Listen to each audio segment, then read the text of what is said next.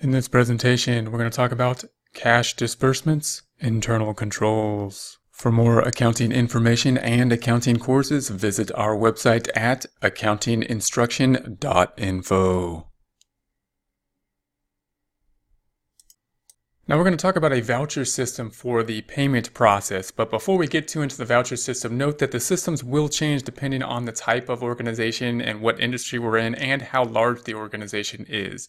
So if we just have a small organization, then we probably just want to have some internal controls for the owner of the company, the owner being a key component of the internal control system and having a lot more oversight over many of the things that happen. For example, for the payments that happen, we may have someone that requests something, an employee that wants to request a payment, may even enter the payment into the system. However, we want to make sure that the owner still has some control over, such as the check signing.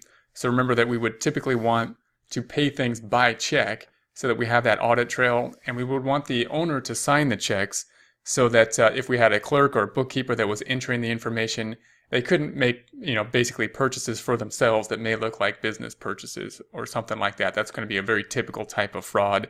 So for a small company, we want to make payments by check, make sure that the owner has the access to the purchasing information of the company, and the owner is able then to sign the checks, and that'll be a good control. Now, the owner also may want to do the bank reconciliations. They may not be entering everything into a system, but if they do the bank reconciliation at the end of the month, they have a lot more, that's another control that can be done even by small companies.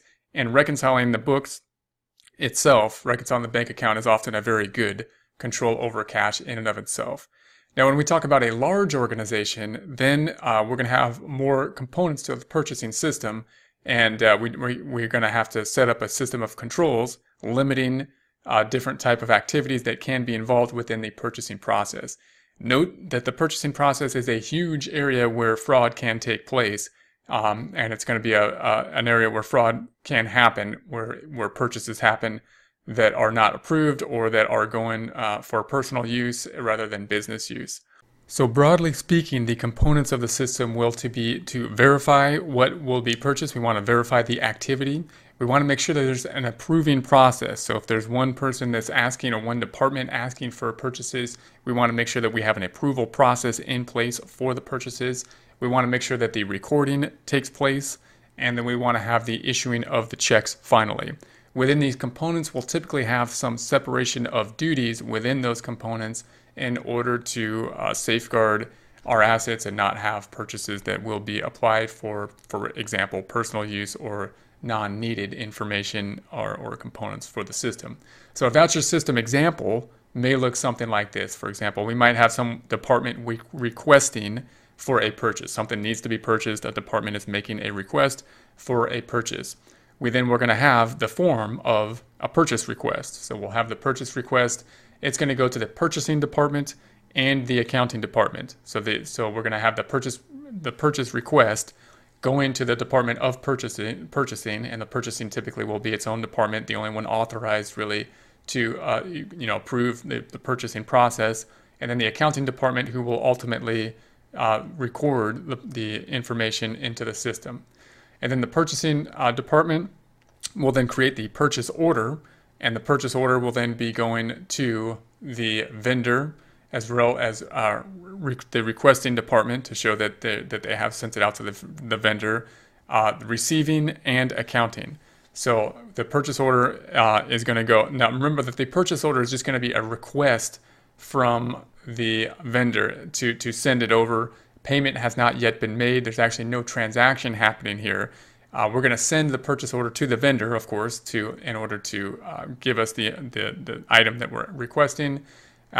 We got the requesting department being the purchasing, being the requesting department up here, the department that requested whatever item we are purchasing.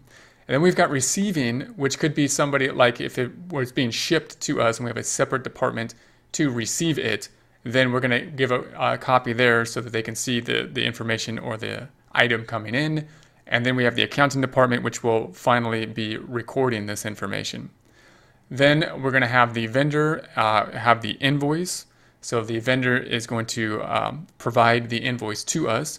Notice it's a little bit backwards than you might think of something like buying from Amazon, where we would make the payment by credit card possibly before we got the goods. Here, we're going to send the purchase order of the request and then get the vendor getting the invoice possibly at the same point in time that we receive the goods that we requested. And the invoice is going to go to the accounting. So the accounting now has the purchase request, the purchase order, and the invoice.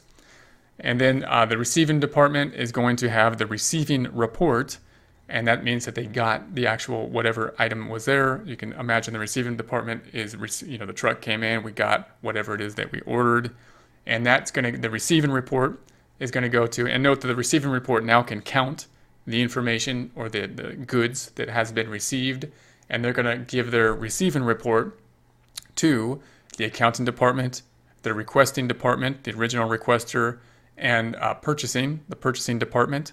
So note the accounting department now has the purchase requisition, the purchase order, the invoice, the receiving report, and then the accounting department is going to have the invoice approval, and finally the cashier will get that, and we can record that information into the system and make the payment. The cashier then writing the check to the vendor. So this is going to be a process. You can see that it's going to be, it involves a lot of people within the purchasing department. That allows us to make the separation of duties. It allows us to have the verification in process. It allows us to record things in a different location than the original request is happening. So also, however, you can see that it has a lot of added steps than a system where, if you were a small company, you would just say requesting department to check. That would be a lot faster. And note that if these kind of processes aren't being followed, it's very likely that people will start to tend towards that, because that being the quickest point between the two activities that we want to do. But if we do that, we're missing the recording. We're missing to have everything recorded the way we want. We're missing that separation of duties, and that will increase the likelihood of fraud. So we need to review this process and make sure that we're going through this process, because although it takes more time and it's not as efficient as just writing a check, it does provide those other goods which we are balancing out, that being the safeguarding and all that other stuff, in comparison to a quick process. And as we grow, our goal then will be that we need to figure out what the best system of internal controls will be. Is a small system of internal controls going to work? Can we just have an approval process by management or by the owner, or is it we have to have a larger system? And as we implement that larger system, how many separations and approval processes do we need in order to have an efficient system, and also have one that safeguards us against potential problems such as fraud? For more accounting information and accounting courses, visit our website at accountinginstruction.info.